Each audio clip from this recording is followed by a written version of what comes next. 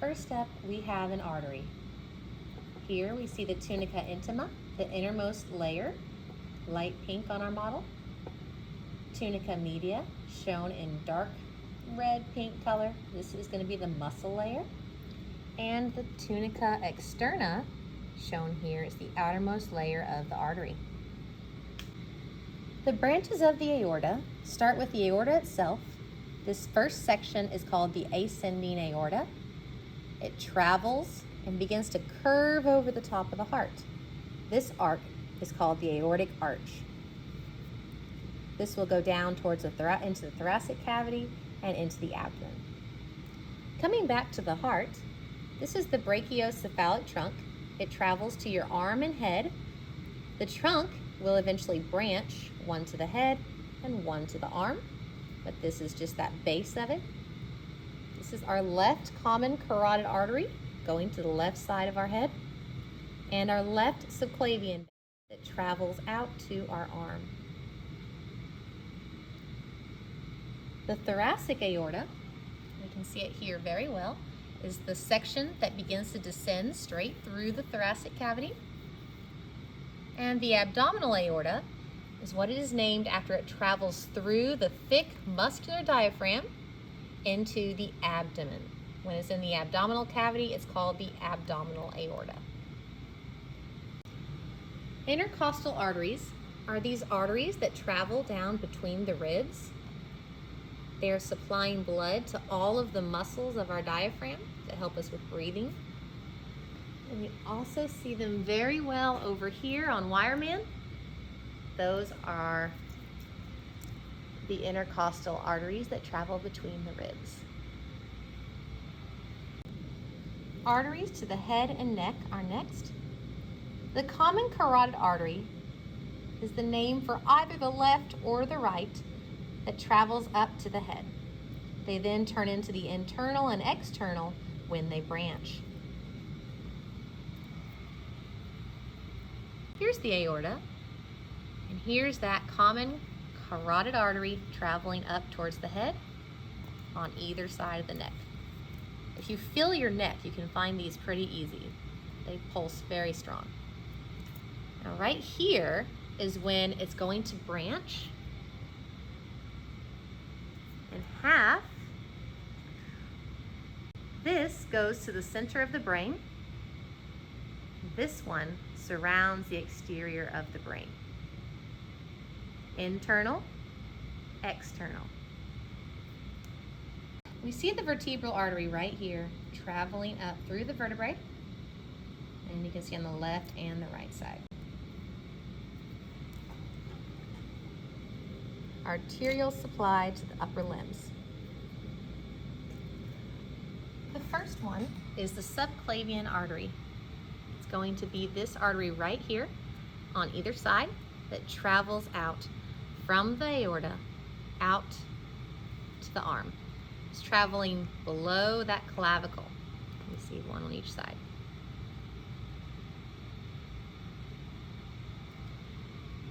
When it reaches the armpit region, it becomes the axillary artery.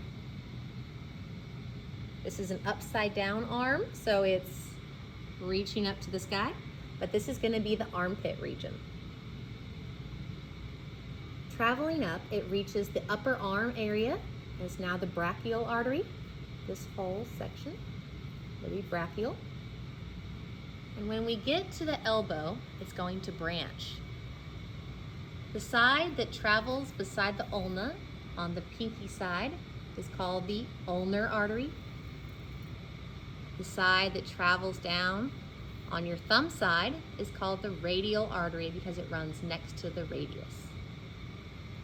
When it reaches the palm, it's going to circle, called the Palmar Arch, and small digital arteries travel up to each of the fingers.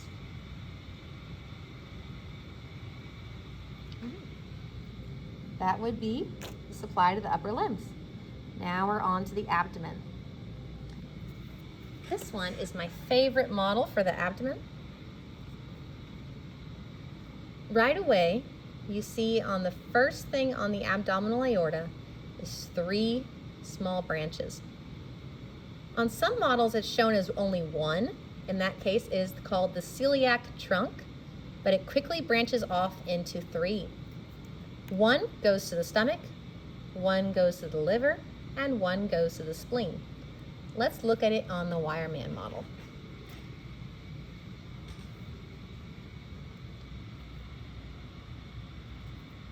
Celiac trunk, right here, comes down and branches.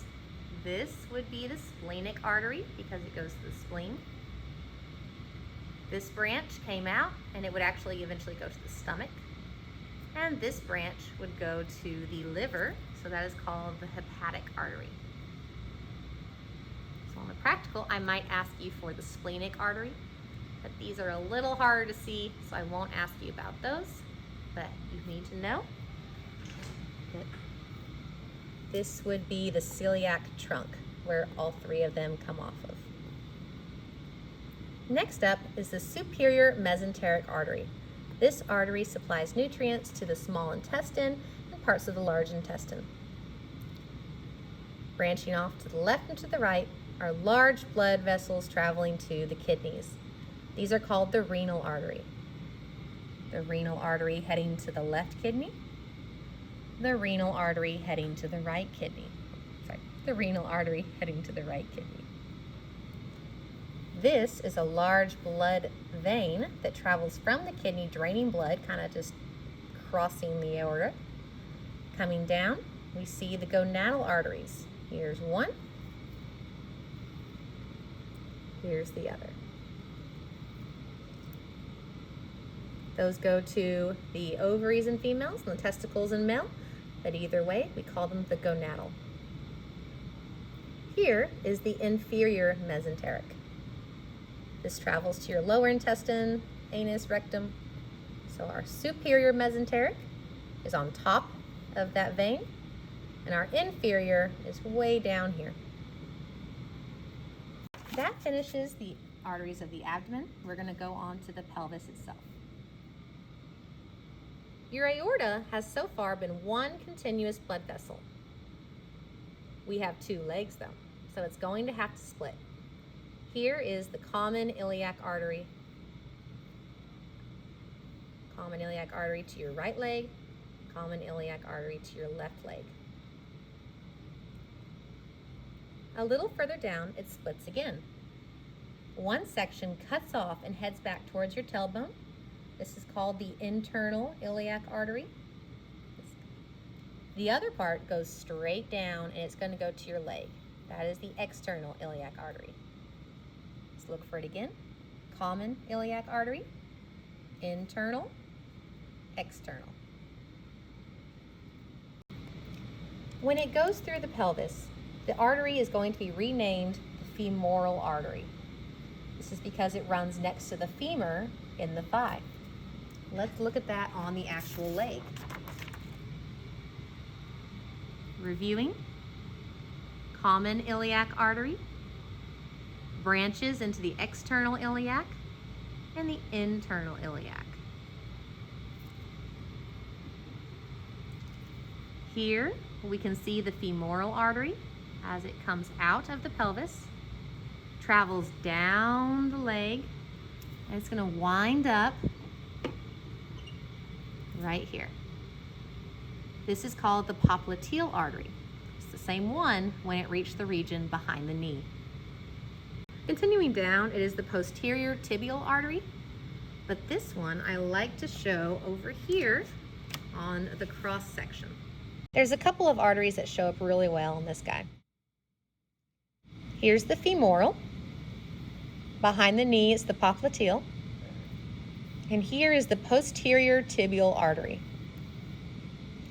This is the back side of his leg, but this one, it's his foot pointing towards you. So you're seeing the front side or the anterior side. On the anterior side of the tibia, there is the anterior tibial artery.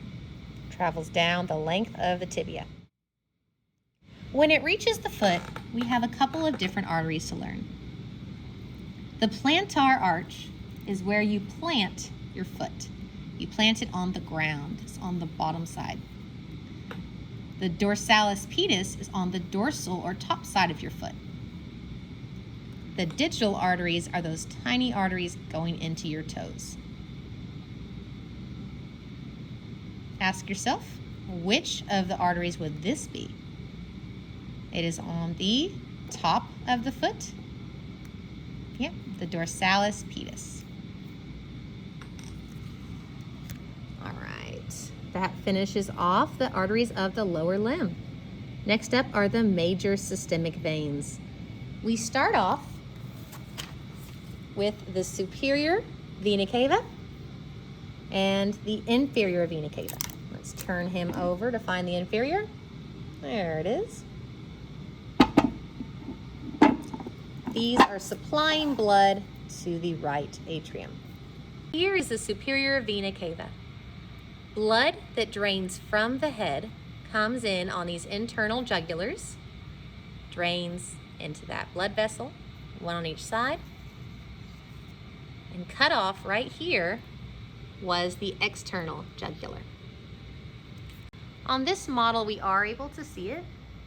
Here is the internal, here is the external. Subclavian would be running out to the shoulders. Zoom out a little bit. Subclavian heads out to the arms. The Brachiocephalic vein is the part of the vein that has combined the internal jugular, external jugular, and subclavian into one, becomes the Brachiocephalic vein. Be one on each side. Next up, we have these guys, and they are located in your arm. Let's look for them up here. Subclavian vein, cephalic vein, Basilar vein, and this is the median cuboidal vein. The greater saphenous vein is this guy right here, but he makes a little more sense when you look for him on our cross-section model. This is the greater saphenous vein, draining the entire leg's blood supply. Comes up from the foot, collects that blood, takes it all the way up where it'll eventually reach the heart. What's next? Pulmonary circulation. We already know this from the last one, but the pulmonary trunk, arteries, and veins. Arterial supply of the brain. It starts off with the vertebral artery.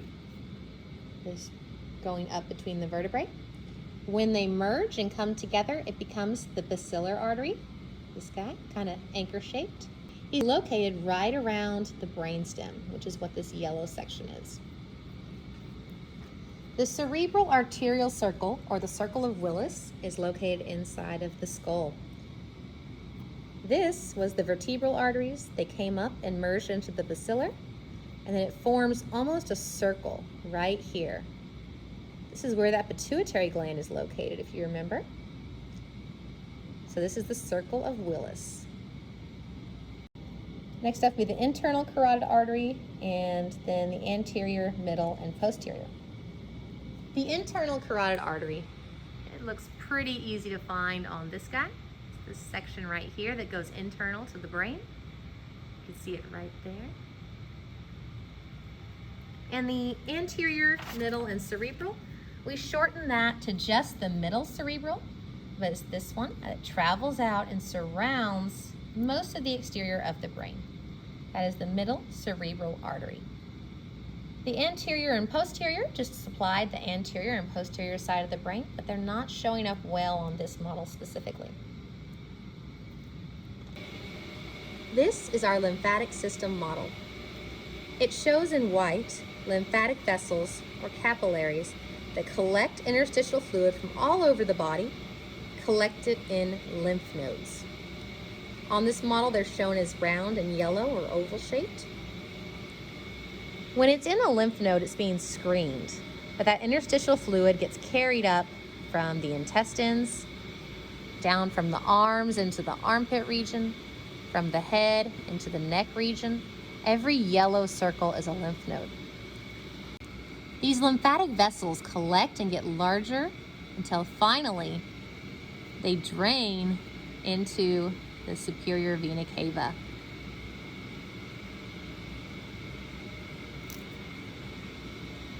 For the lab practical, if it's a white line, it's a lymphatic vessel.